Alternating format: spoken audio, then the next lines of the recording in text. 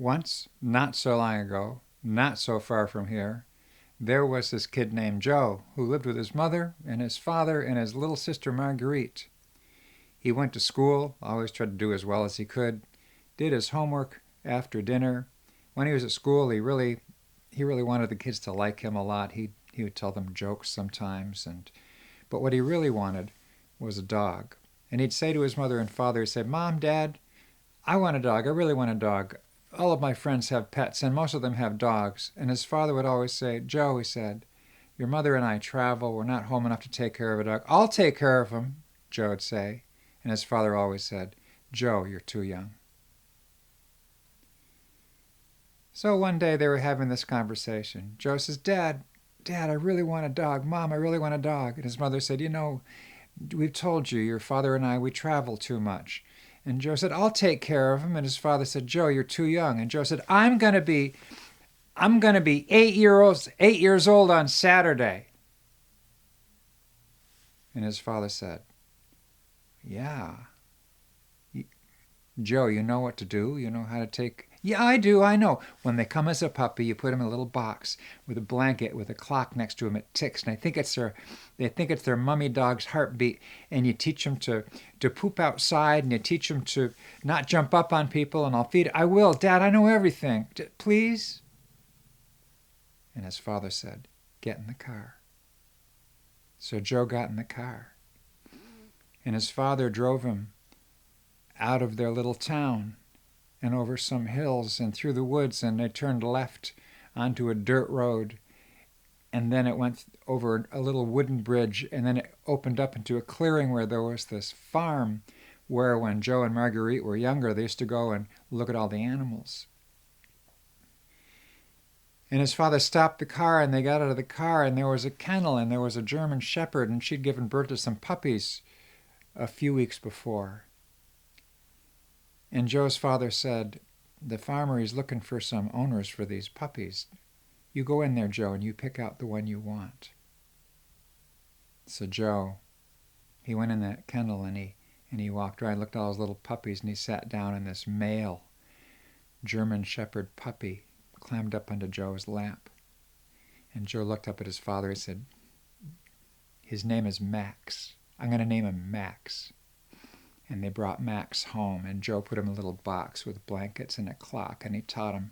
He house-trained him, and he fed him, and he played. And when Joe got home from school every day, he'd play with Max until dinner time, and then they'd have dinner, and then he'd do his homework. And when his homework was done, as long as his mother and father would let him stay up, Joe'd play with his dog Max. One day,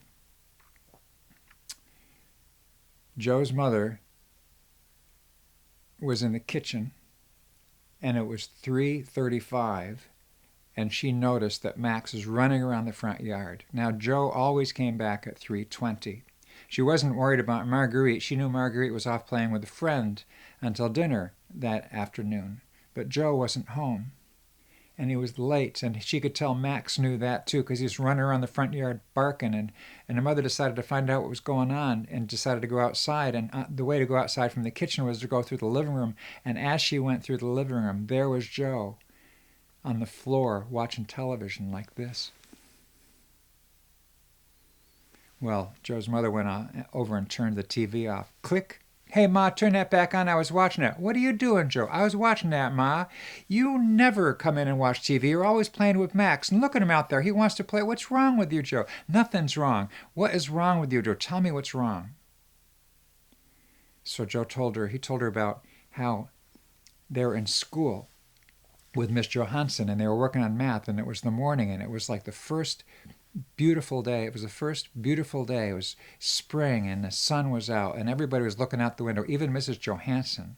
They're all looking out the window, and they're trying to focus on their math. And then Joe said, and then this fly started buzzing around the classroom, and it seemed like everybody was watching the fly instead of working on their math. And then it flew down this Frank's row. Frank was a kid in Joe's class. The fly flew down Frank's row, and Frank just went bzzz and caught him just like that. And he'd never done it before, and everybody thought it was so great. And then Frank got another fly, zzz, and then at recess, Frank was outside. He was catching all these flies, zzz, bzzz, and everybody thought he was so great. And now they all like Frank better than they like me. Oh, Joe, said Joe's mother. Oh, don't worry about that. I know the kids like you a lot, and I love you a lot. And he's just getting a little attention. Don't worry about it. I don't care. I want to be able to catch flies as good as Frank. Well, if you want to be able to catch flies as well as Frank, maybe you should practice. Yeah, thanks. I don't know where. Well, it seems like a lot of flies up in the attic. Oh, yeah, the attic. Thanks, Ma.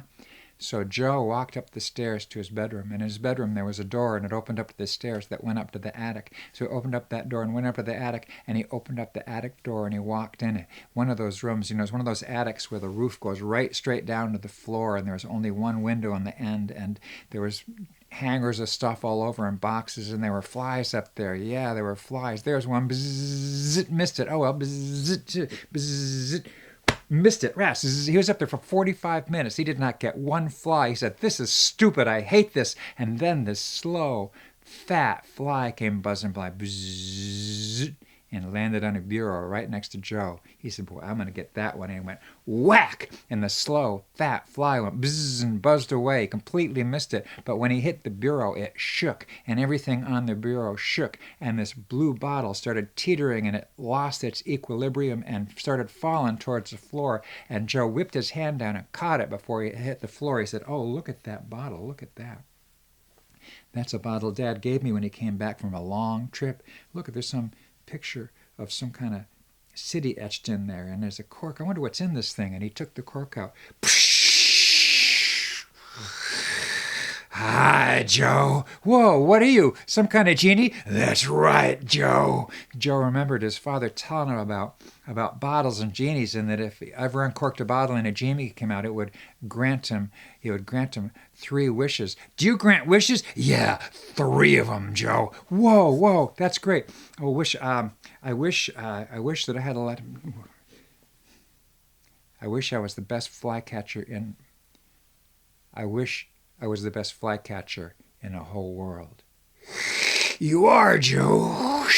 And the genie went right back in the bottle. Joe corked the bottle, put it back on the bureau, went downstairs, had dinner with his family, didn't tell them a thing about what had happened. And the next day during math class, Frank caught a fly, and then Joe was working on his math, and he didn't even look up, and a fly came down Joe's row, and Joe went bzzz and caught it between 2 fingers without even looking. "Whoa, that's amazing, Joe." "Yeah, let's get back to our math," said Mrs. Johansson. Outside for recess, Joe was catching flies. Zit, zit, zit, zit, zit. 4 flies came. He closed his eyes. Zit, zit, zit, zit. Caught them all at once and let him go without even looking. The kids all said, "Whoa." And then they all saw Teresa.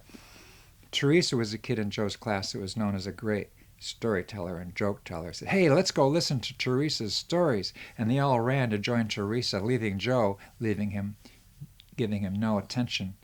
Well, when Joe walked home from school that day, he knew exactly what was going to do.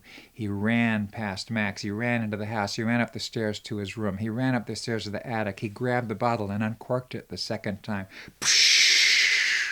"Hi, Joe." "Hi, Genie. I wish I was the best storyteller in the whole world." "You are, Joe." Back in the bottle went the genie. Joe corked the bottle, put it back on the bureau, went downstairs, didn't tell his parents anything about it.